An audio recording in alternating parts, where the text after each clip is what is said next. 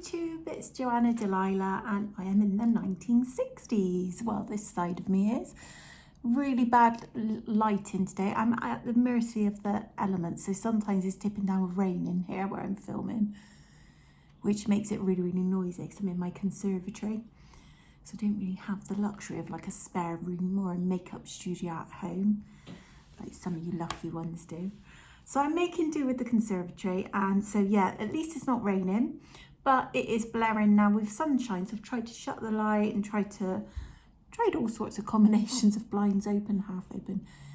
Hopefully you can see me enough when at least I start doing the other eye and I can talk you through it, the look. So the 1960s, let me just move this a bit. And kind of can see. So makeup in the 1960s was all about the eyes. The lips, as you can see, actually well, it is horrible. I can't tell a lie. I would never choose to put this on, but I feel like with the whole thing put together, it kind of works. In the 60s, it was all about the eyes, massive eyelashes, as much eyeliner as you could fit on the eye, and a really, really super pale lip. Now, the same as any era, there's never going to be like a one lip look fits all for the whole 10 years of the 1960s. I'm not saying that every single person walked around like this, but this was one of the key looks from the 60s, which is the 60s mod look. Much more suited to younger teenagers who would have been the ones wearing this look in the day. There are lots of different sort of variations on this in the 60s. So somebody more my age, although I'm like, what is it, that Mean Girls thing? I'm not a regular mom, I'm a cool mom. So I might well have tried to, you know, fit in and wear this, but generally speaking, someone my age in the 60s, like middle age, would have possibly worn a bright orange or a bright bubblegum pink on the lip. They would have worn probably false lashes or at least a heck of a lot of mascara, and they probably would have worn like the flick on the eye, and they would have definitely defined the crease with eyeshadow as well.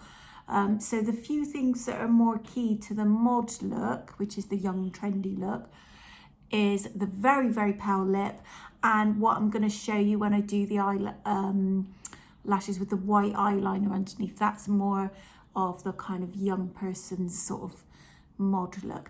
Have a look for inspiration at Edie Sedgewick. If you Google Edie Sedgewick, you will find loads of images, a lot better than this, of her makeup style, and that's kind of the look that I was going for. Another great person to look at in the 60s for makeup inspiration is Priscilla Presley. An absolute doll, love her 60s look. And of course, Twiggy. You'll see from the mod look, again, once you're researching, you'll see variations on this one as well, which I'll talk through when I do the look a bit more. But Twiggy, quite famously, used to draw in lower lashes underneath her eyes. So have a little look at that, and you can kind of mix up a few different mod looks together. The main thing is loads of eye makeup, very light lip. Eyebrows, I've just left them as they are because they weren't really a huge part of the 60s look. They were just left to be quite fairly natural. They may have penciled them in. They probably were tweezed a bit thinner than mine. But it, as I said, it's lashes and liner is all about what the 60s look is.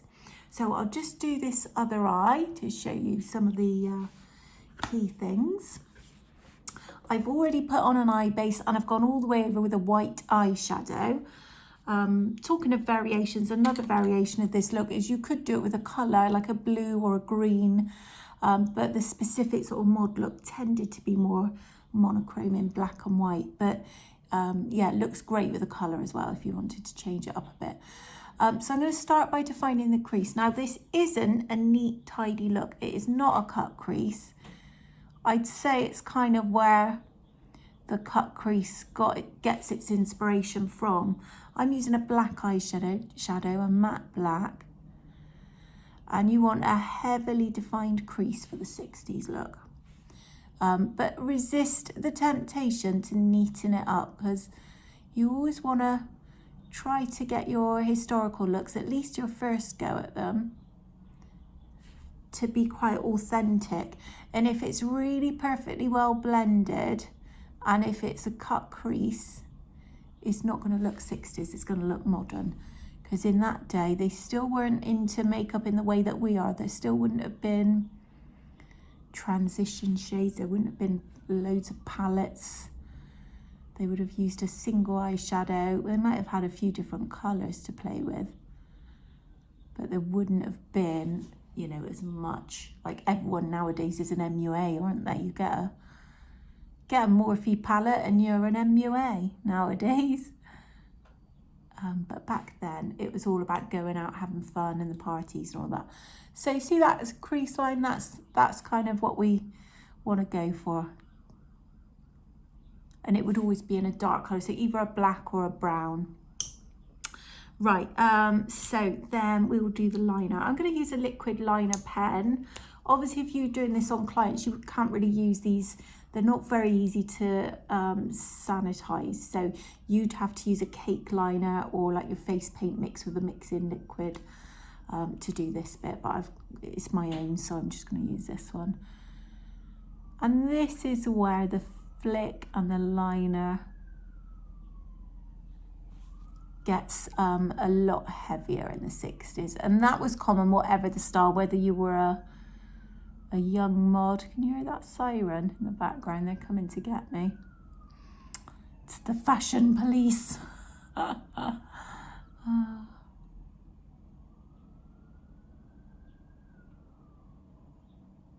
Yeah, so whatever the age group you were, you would have done kind of this makeup. Anyway, just gonna see if I can line up my flick on my aging hooded eyes.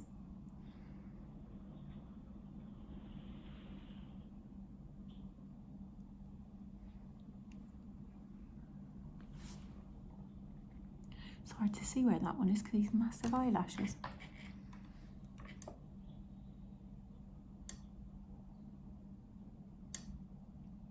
And you do want it fairly heavy at the like outer corner, not like the 50s one where it was quite a delicate down and up. This is more of an angular flick in the 60s.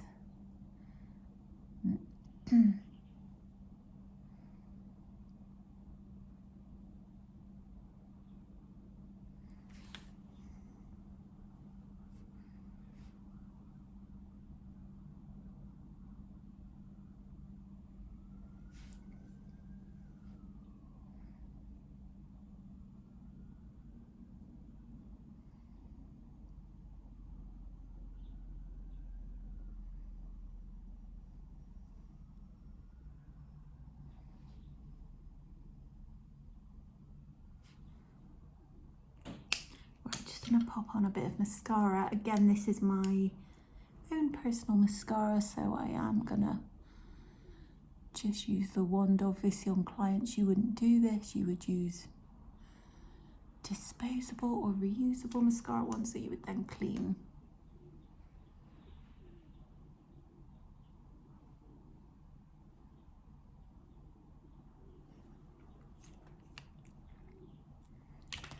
So if I just put on some false lashes, maybe I'd line the underneath. That's kind of quite your classic 60s eye, paired with maybe a bubblegum pink or an orange. I'm sorry, I'm looking the wrong way. Or an orange on the lip. Or maybe even like a, you know, a pale frosted lip. To make it the more trendy mod, it's quite an extreme look. I'm going to use a white in the waterline. Now, my students watching this, you will have in your kit that Kryolan white liquid liner. That's perfect for this. Inglot liquid liner is amazing as well.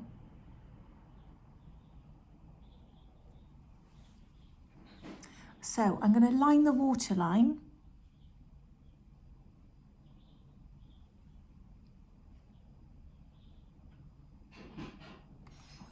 Eye water, and then I want to bring it just at the inner corner.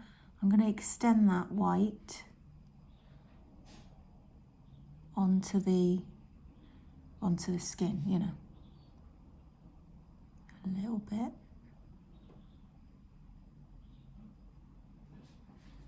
Make my eye water. Freshen up that side a little bit.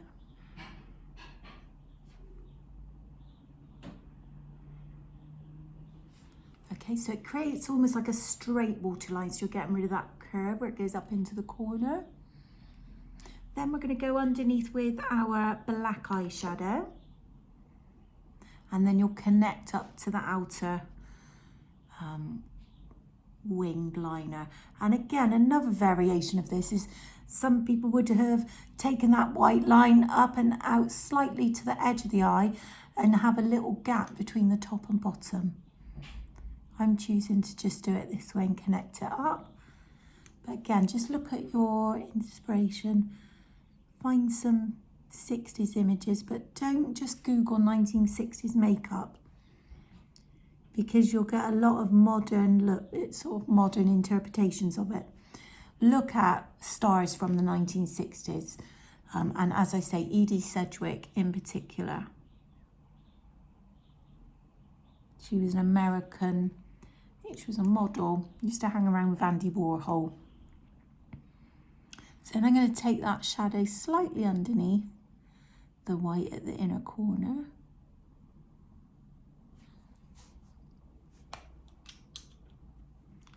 And then define that line even more with my liquid liner.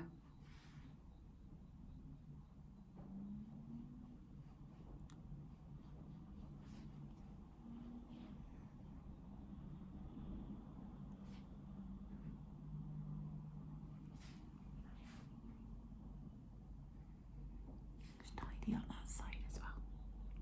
This one will look brighter because that white does settle down after a few minutes.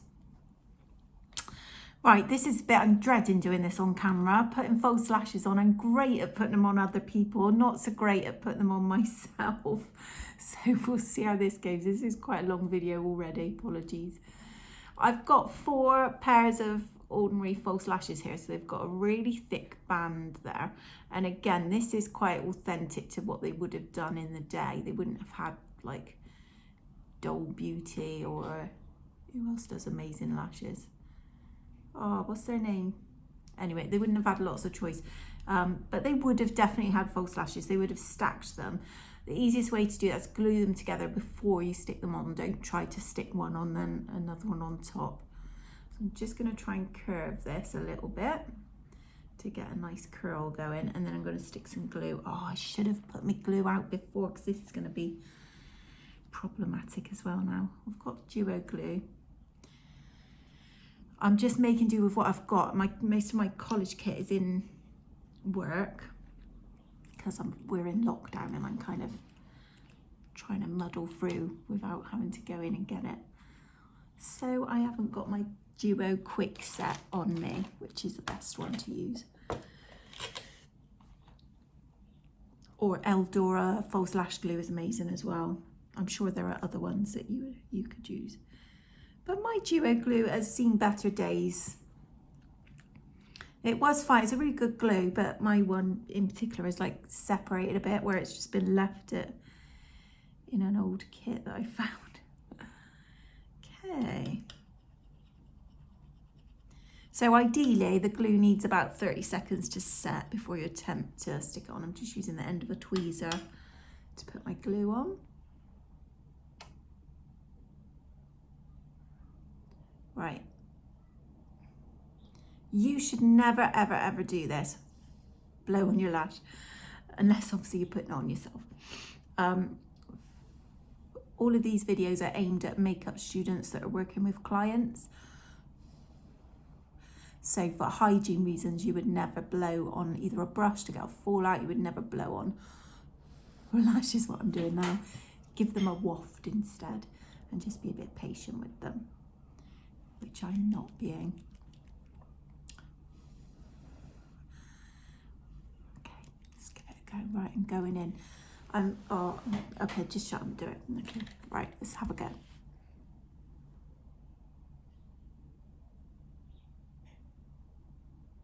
And glue does not feel sticky enough yet.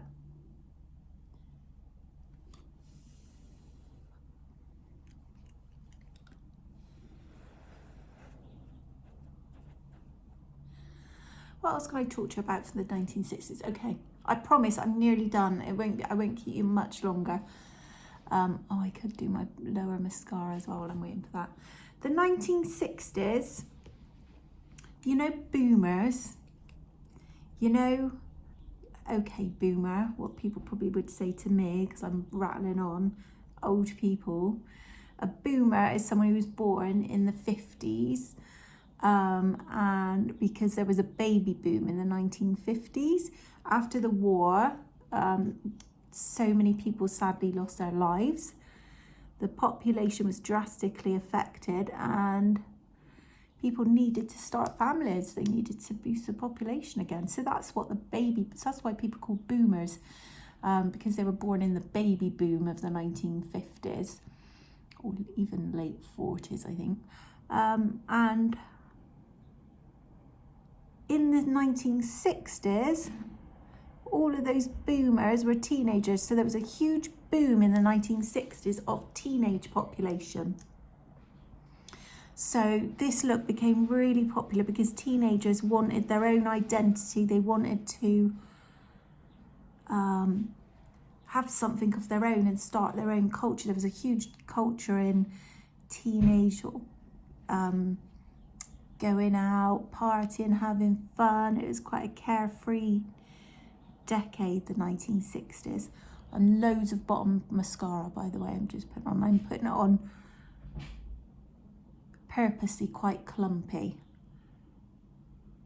It's all about the lashes. And yeah, so that's why this look kind of took off so much, because it was such a statement look and something completely different from the mothers, you know, of the 1950s. Right, let's try again with these lashes. Thing is, I don't want to edit these videos, so I'm not going to do the whole, I'll come back when they're finished. You just gonna have to sit it out with me till this lash is on. That feels a bit better.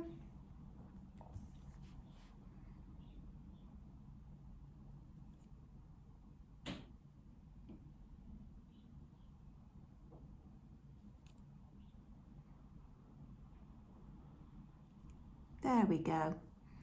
It's not the most perfect adhesion. It's pinging up at the inner corner. But that'll do, I'm happy. That'll sort that out and I'll take a better picture for the thumbnail. Okay, so I am in the 1960s. I hope you enjoyed this video, and next time I'm going to do the 1970s. Thank you so much for watching. Take care and I will see you soon.